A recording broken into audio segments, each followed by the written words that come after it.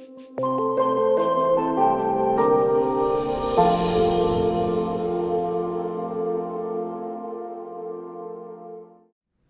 very thankful today for the opportunity we have for others to be leading us in worship. Thelma is not with us today. She's taking a Sunday off, so we're very thankful for Loretta Tranter over here for playing piano for us this morning and leading us. We're so thankful for you, and then also for Andrew and for Lori for leading us in the song we just received a moment ago, and I'm just incredibly thankful for the gifts and talents and blessings that exist within the life of this congregation. We shared this last week actually in our newsletter that we have hired a new sanctuary worship leader who's going to be starting the beginning of May, on May 7th. And you may know that is Scott Higby right over here. So wave your hand, Scott. So a couple of things are going to happen in a few weeks. And the last Sunday of April, we're going to be saying thank you to Gay Overton, who's been volunteering as our choral director during this service for a good number of months. So we're going to be blessing her and thanking her for that. And then on the first Sunday of May, we'll have a time for prayer and celebration for Scott's leadership in our midst. So all in all, we're very thankful for the ways God is opening new doors for our congregation as we worship together each and every week. So happy Easter. It is.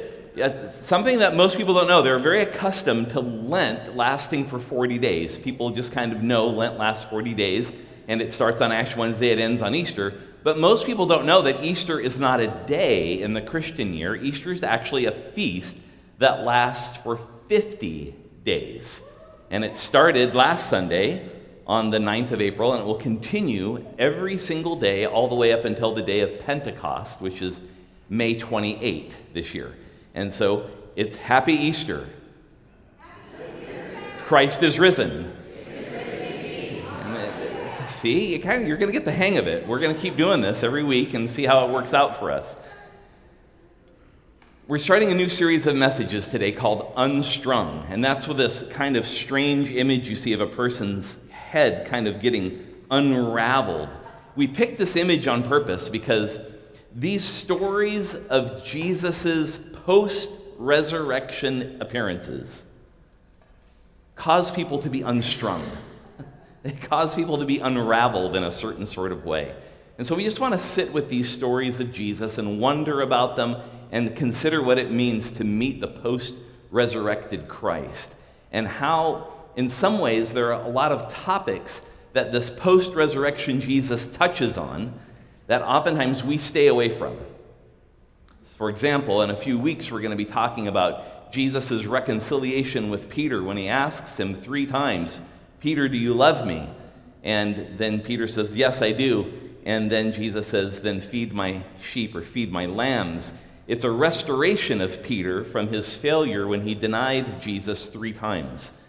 And the reason that we're talking about this in terms of unstrung is that oftentimes we don't talk about how problems get resolved. For a lot of people, we just ignore conflict. We ignore problems and just move past it and pretend like it didn't happen. Jesus actually causes us to step into that space that makes us a little uncomfortable. So this year, instead of avoiding it, we're actually going to steer into the skid a little bit and ask ourselves the deeper questions. How are we to be transformed because we've met this resurrected Jesus? And so today we're going to talk about a very well-known story about doubt. And whenever I say the word doubting, whose name comes after that? Doubting Thomas. We've maligned poor Thomas because of his doubt. We even have an idiom named after him. And today I want to explore that a little bit more with you and how we might understand that doubt is not the problem. Something else is the problem, but doubt isn't quite it. So let's talk Let's talk first about how doubt can be a problem for us, and that's dangerous doubt. Dangerous doubt. Now, dangerous doubt is in this story we heard read from John's Gospel this morning, and it occurs by the 10 disciples who've gathered together in this room somewhere in Jerusalem, and they're hiding out in this room. And this story that we heard read today occurs on the very first day of Easter. So you remember the story last week of Jesus' resurrection from John's Gospel about how Mary Magdalene comes to the tomb. She sees it empty. She goes back and tells the disciples. Then Peter and an unnamed disciple, who we suspect to be John, come to the tomb, find the tomb empty, and then they return. After they return, Jesus appears to Mary Magdalene. Then he tells Mary to go tell his disciples. And so she dutifully goes off to tell the disciples that she's seen the risen Lord Jesus. It's the same day. It's the same day, but now it's in the evening of that day. And 10 of the disciples are gathered together in a room somewhere in Jerusalem. Now, there's a reason there's 10. Judas Iscariot has already committed suicide. So now the number is 11. And apparently, at this first appearance of Jesus, as we learn, there's one of the disciples that's not present besides Judas, and that is Thomas. He's not there. So Jesus appears in a moment to all of these gathered in the room. But let's just log this again. It's the same day, it's Easter Sunday. They're all gathered together in a room. Mary Magdalene has told them twice now. The first time that the tomb was empty, the second time that she's seen the risen Jesus herself. And Peter and this other disciple have already been to the tomb and have seen it empty, but yet they're still gathered in this room. They're still afraid. They're still filled with terror. That's dangerous doubt. The dangerous kind of doubt is the one that causes us to take no action, to do nothing, to hide, to stay in a place out of fear and out of terror, that one that keeps us from moving. I mean, there's a reason why they've all gathered together. Let's be honest. They're close associates of a man who was just arrested and publicly executed, and they don't want to be associated with him, so they're hiding out. Because if people find out that they are the ones hanging out with Jesus, the religious authorities may pull them out into public and persecute them in the same way they persecuted Jesus. This is compounded now with the problem that the grave that Jesus was placed in is empty. And so as far as the Romans are concerned, and to some degree the Jewish authorities are concerned, that these 10 disciples, or 11, including Thomas, are now the top of the suspect list of those who have stolen the body of Jesus. So they're all hanging out, afraid of being outed as followers of Jesus. Can you imagine the stories they're trading together in the room? They're talking probably about Mary Magdalene and what she had to say. They're talking about what happened with Peter and the other disciple. They're talking about not being found, talking about hiding. Fear and terror are their currency at that moment in time. You know, sometimes we live and make our own choices just like the disciples with this dangerous kind of doubt. We find ourselves in situations, find ourselves in moments in our life where we're filled with a sense of fear, anxiety, worry, carrying the uncertainty of what our life might look like. You see, this is a dangerous kind of doubt because it's a doubt that has no outcome. It's a doubt that doesn't have a solution. It's a doubt that has no direction. It's just a stew. And they're stewing in it. You know, it's one thing to have a kind of doubt that leans toward a solution. It's one thing to have a hesitation, but you're kind of stepping into the right answer. But it's another thing to have a kind of doubt that arrests you and holds you in place out of fear. That's what's happening to the disciples. That's what happens to us. And so, as we sit in the stew sometimes of our own doubt, we recognize that there are life situations that, just like the disciples, cause us to face this. If you're working at Amazon or Microsoft and just got laid off of your job, or Facebook, fear, uncertainty. Between those three companies, they've eliminated almost 50,000 jobs, half of which are in Seattle.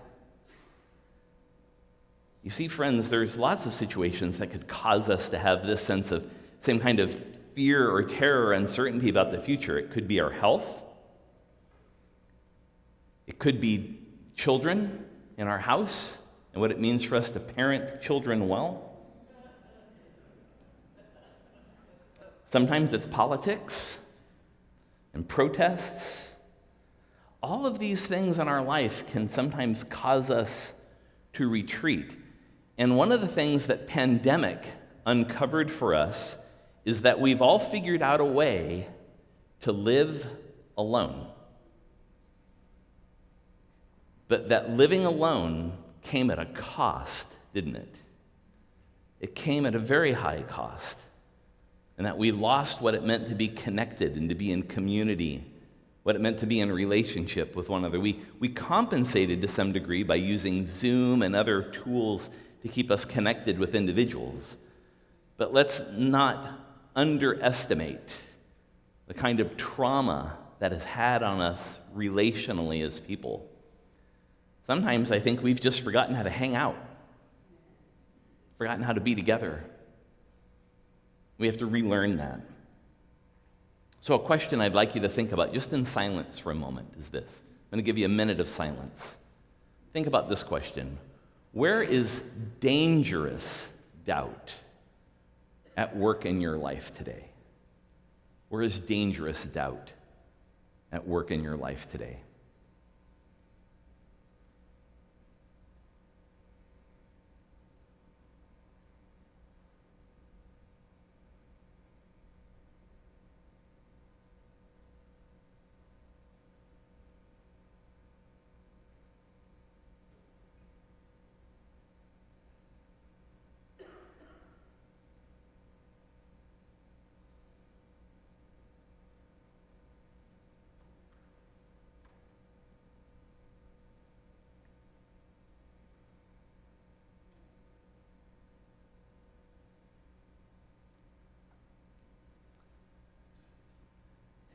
Dangerous doubt is fueled by fear, terror that arrests us and causes us to retreat, to hide, and to not engage.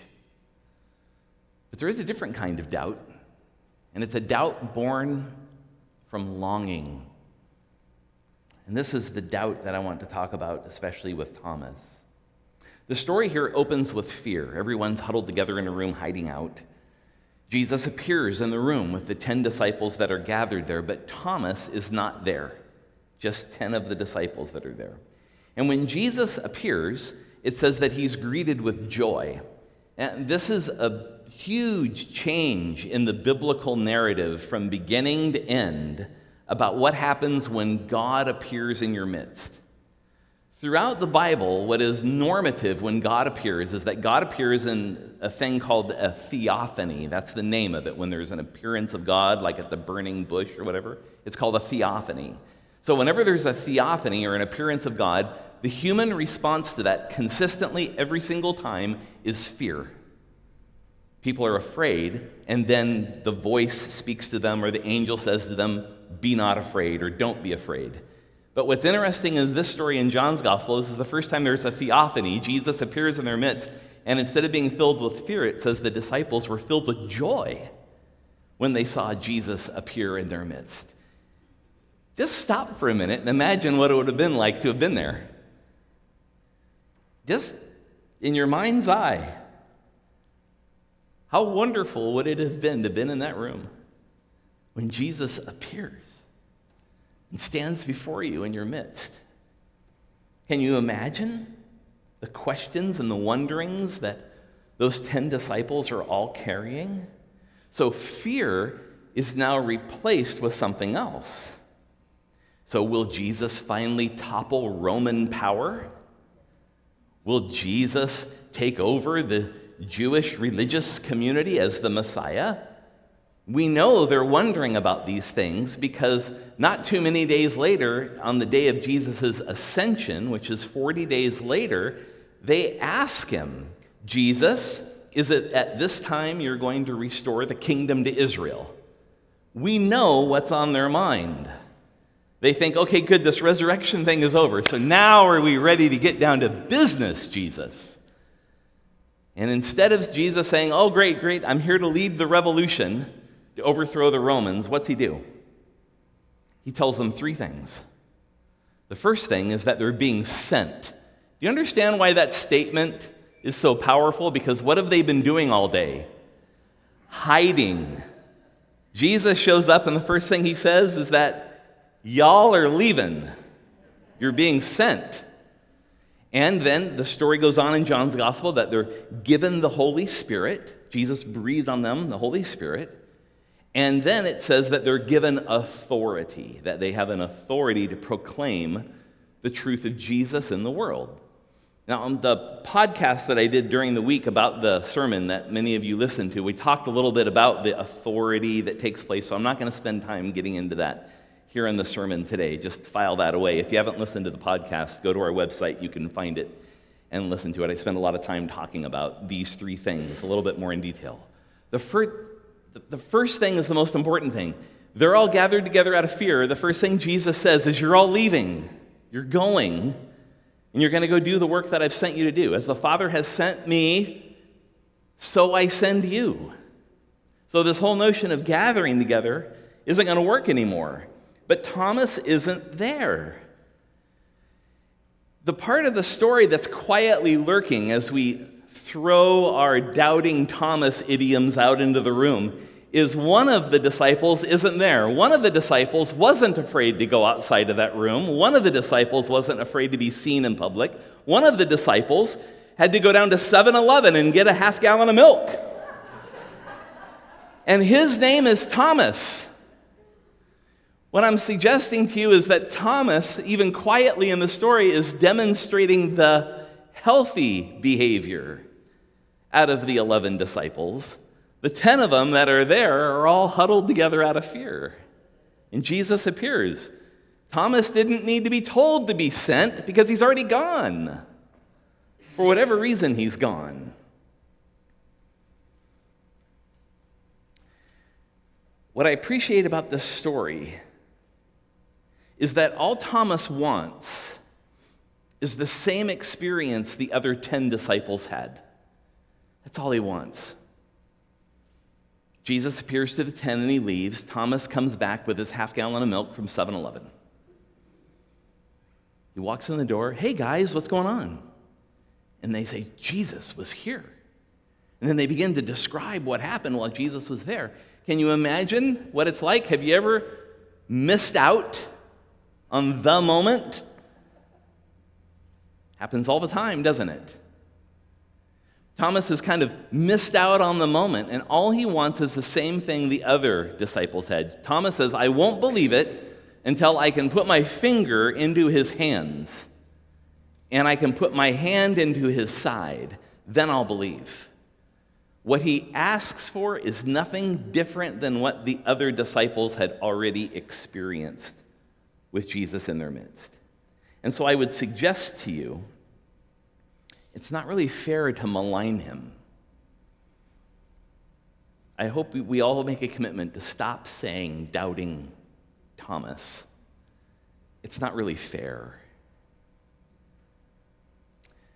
We have to be honest as Christian people in the 21st century that Thomas represents the majority of people in the world when they think about their engagement with any religion. They carry with them a sense of hesitation, a sense of suspicion, a little bit of wonder mixed into all of that. Thomas represents, in every way, the 21st century world. Show me his hands and his side, and I'll believe. Show me that you're really a community of love, and I'll believe. Show me I'd be welcome there, and I'd believe.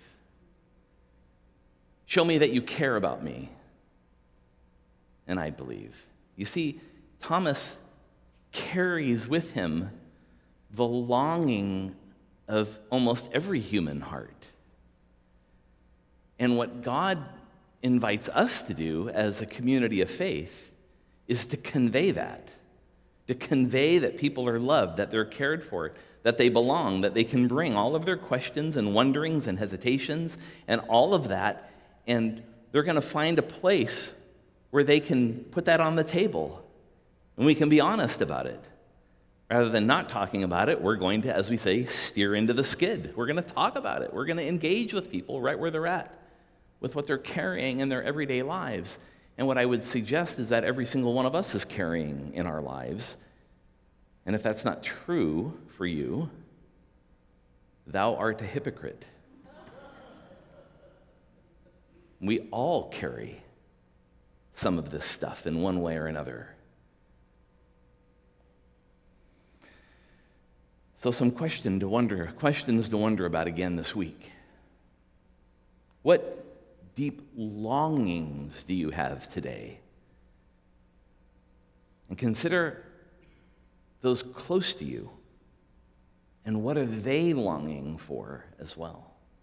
Sometimes those longings, when we talk about them, sound like doubt.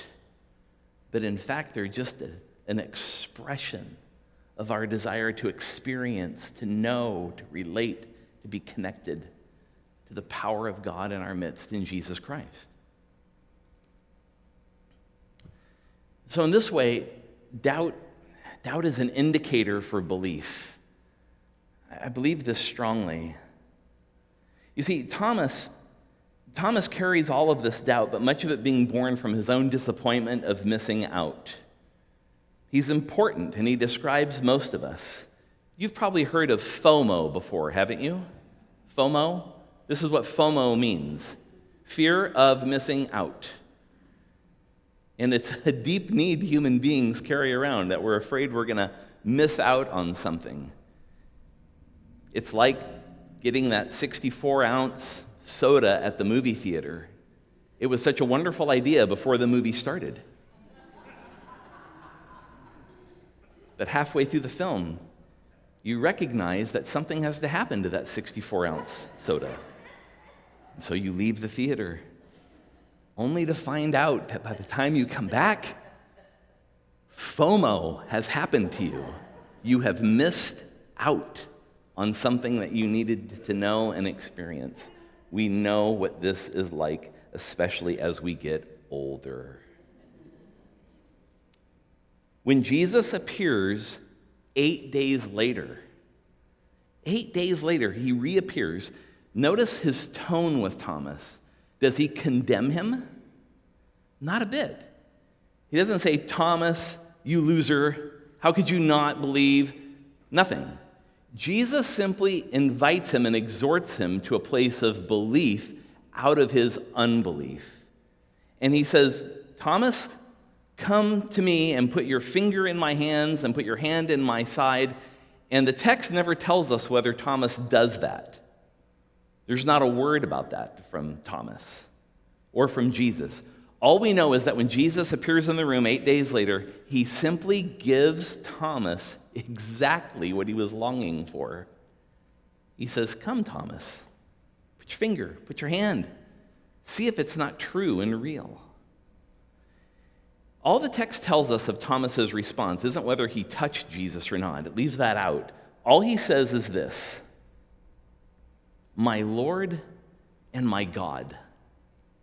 It's a powerful creed, isn't it? I mean, are there moments in your life where you've just simply fallen down and said, my Lord and my God, that's been your cry before the Lord? Gosh, it's just such a wonderful story. And I'd suggest that we just simply need to learn that doubts and questions and curiosities and wonderings are what we need to put on the table with God. We need to pray about them openly and honestly. We need to be in small groups together where we can talk about those things, where we can express the fact that I'm holding on to this, I'm wondering about this, I'm longing for this, so we can share that experience with other people. Doubt is an indicator of belief sometimes. It's the place where we need to simply say, I need to move from point A to point B. And point A is filled with some doubt and uncertainty. And Jesus meets us there and invites us into a deeper kind of relationship. Friends, the opposite of faith is not doubt. The opposite of faith is certainty. The notion that we know it all, get it all, and have it all. If that's our posture, there's no room for faith anywhere because we've already got it figured out. In this way, when we talk about doubt like this, doubt actually becomes the necessary ingredient. It's the very catalyst we need for there to be faith. And Jesus provides a wonderful beatitude in this story. Did you hear it at the end? A beatitude, do you remember? A statement of blessing that Jesus gives. At the very end, he says, "Blessed are those who have not seen and yet believe." That's the beatitude. I find this story to be remarkably graceful, beautiful, just lovely. It's an endearing story about how Jesus invites us with our doubts, our wonderings, our longings, and invites us to come. And so today, I want to invite you into a different sort of experience as we close together today. I'd like you to have a moment to confess. Confess what doubt, longing, or wondering you're carrying with you today. The word confess simply means to agree with. And so God already knows the doubt, the longing, or the wondering that you're carrying. So all that really needs to happen here is your agreement with God that that's the doubt, longing, or wondering you're carrying. Some questions you might want to wonder about this week is, what doubt are you carrying that can point to Jesus today? And what is your next step? I'd like to invite you into a next step today. You're probably wondering why there's an index card in your bulletin. It's there for you this morning, for those of you here in the sanctuary, for you to write down on it your response to that question. And today, as you come for communion, I'm going to invite you to place it in this basket you see right here. We're just going to give you a few moments of silence to wonder, to pray, to steer into the skid. Say, Jesus, this is what I'm holding today. This is what I'm longing for, what I want so desperately to know from you. Just write it down on that card and bring it forward and place it in this basket. Let's spend a few moments again in silent prayer.